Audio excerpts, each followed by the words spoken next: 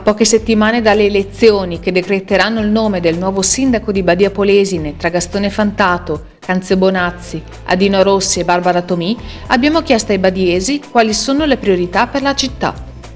L'unica cosa che è importante è dare sviluppo economico nella zona Crocetta con la nuova arteria che arriva da Vicenza. Questa sarebbe la cosa più importante per Badia.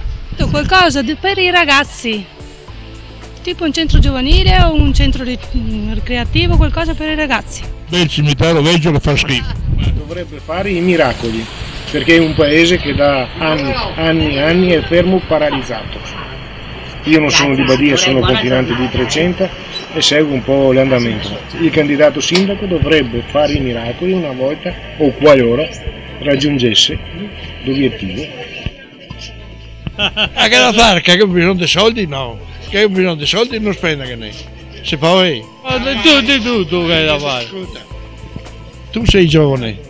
Quando siamo partiti in Dasino scuola qua elementare, siamo partiti sulla strada di terra. Vedo adesso che gli asfalti, io ero qualcosa che ha fatto, ma adesso gli è da aggiustare. Lavoro alla gente, sistemare le strade e sicurezza. E ci sono troppe ladri, troppe furti. Tutto. C'è da fare tutto a Badia, dall'inizio fino alla fine.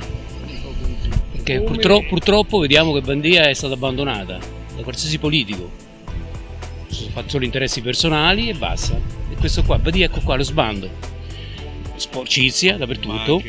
La sicurezza. La sicurezza, siamo trascurati nella sicurezza. Io ti dico una cosa. Io vado sempre ai giardini, andavo sempre ai giardini dove c'erano 200 bambini che facevano la pipì e la popò nell'erba. Neanche un bagno per i bambini di cosa.